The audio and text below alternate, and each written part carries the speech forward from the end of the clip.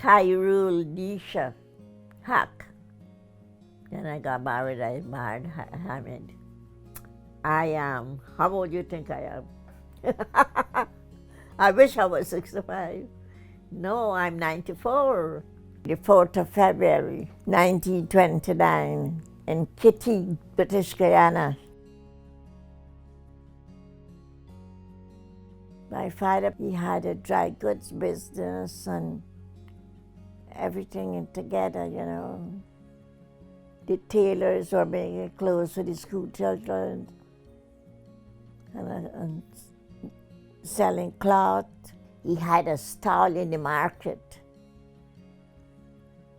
He used to sell there on a small scale. And then when the store was up for sale, he bought it. And they put the phone in. Oh Lord, the phone used to go non-end, because I think we was the first one that had a phone in the family. So everybody ought to use the phone. The phone always ought to go. I grew up in that business. He was very giving, always helping the poor, very charitable. And he would buy chocolates and bring it. And my mother never went to school, but she had a good head for business. She could make change. When she cooked on the table, this is for this. She divided food up and put it on the table, and then you got to carry it and deliver it to the people, to grandparents and auntie and uncle and things like that. We grew up like that. She was very charitable. My father passed away in 1942. I was 13 when he passed away. So after he died, I was the eldest child. So all their burden fell on me.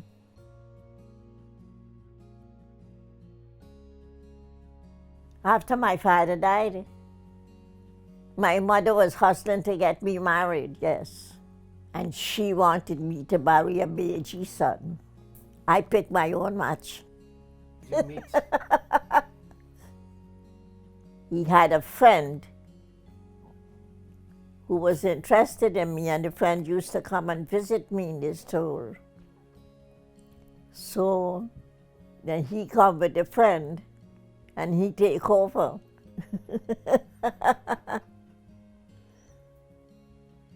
You know, when I got married,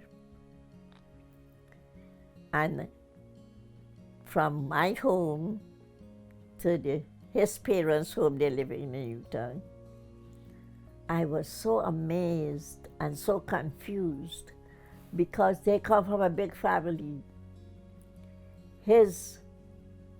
My mother-in-law's sister had, I think, 10 children, and they're all there with their families. I was confused seeing all of them. I can't remember. Because I didn't come from a big family. My mother only had 2 children, myself and brother, but she had her brother children to look after. Well, it was different upbringing altogether. He was very fun-loving, easy in for anything, like to go picnics, outings, parties. After we got married, your father, whenever he's going anywhere, he always include me, you know. I didn't know nothing about dancing and partying, because I grew up in the Muslim way, and he grew up in the English way. So they used to clash. I'm very grateful, thankful to my husband, never leave me anywhere. He will tell me, I'm going to Trinidad next week, get your stuff ready together. And we went on a continental tour You travel with the train. You stop here, you come off, you spend 2 nights there. You go to another place. I travel a lot with my friends. I went to England. I went to Venezuela. I wish it was never ending. I really, really enjoyed it. And it was so wonderful.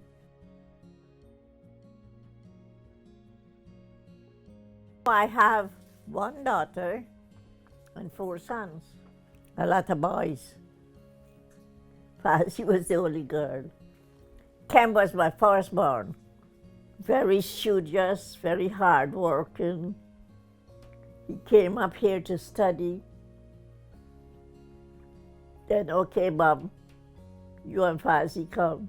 Fazzy's the second. Well, she was a spoiled child, was the only girl in the family.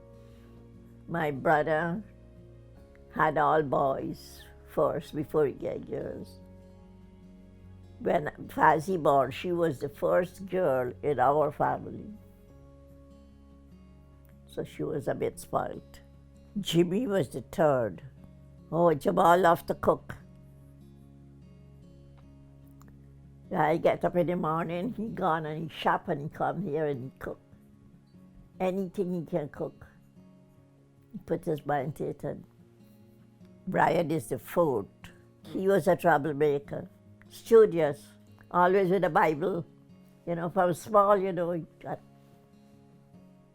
loved the Bible. And Rafik was the last. He was the youngest. So they used to take advantage of him. They all were questionable.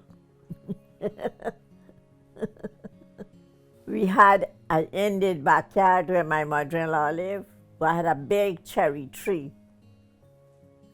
And the children used to go there and be picking all the time.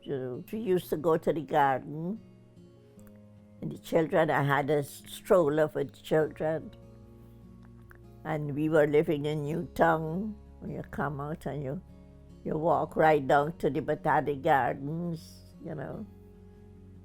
or the seawall, the gardens or the seawall. You walk and go to the seawall. The bands used to play at the seawall. Yeah, they all did well.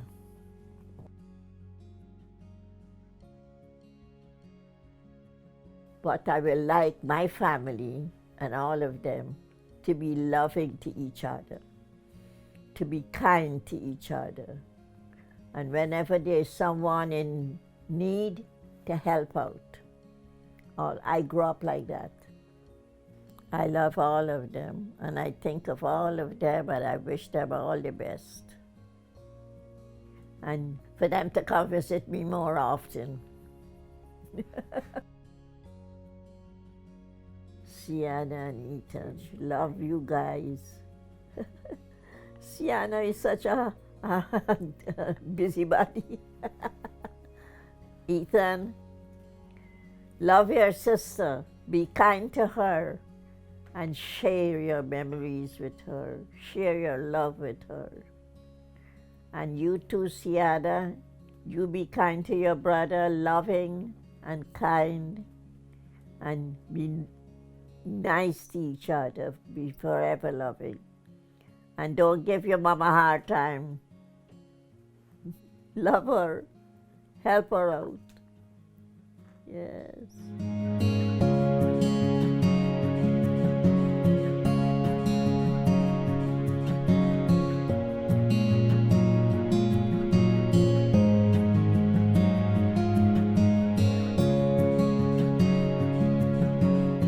We are all here to celebrate this woman here. Because of her, we're all here. If it wasn't for you, none of us would be here. That's for sure. 100%.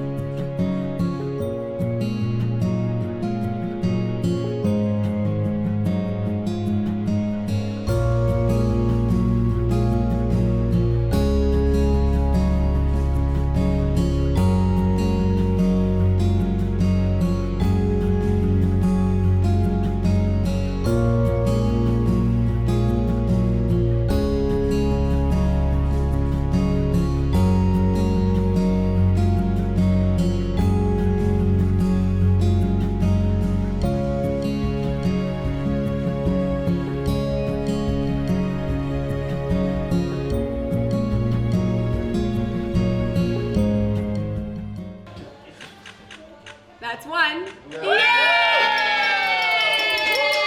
Cheers to the matriarch of our family, to our great, beloved, beautiful grandmother. Gran, we love you so much. She has been an inspiration to me with her determination and her convictions and her love that she shared. As you said, don't be in a rush when you guys leave here. Don't get old. The new one is don't be in a rush, avoid the crush, right? I love all the fun stuff that we do together. And going all over the place with you. And taking you to get your nails done and go to the bar. We love you. Thank you for instilling little bits of you in all of us that we now get to carry forever.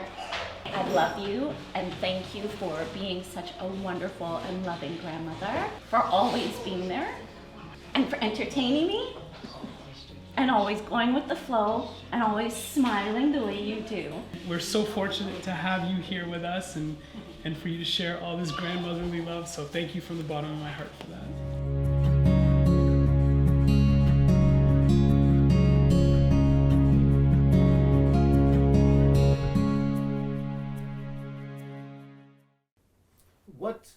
What do you want your grandkids to remember you as? As a grandmother.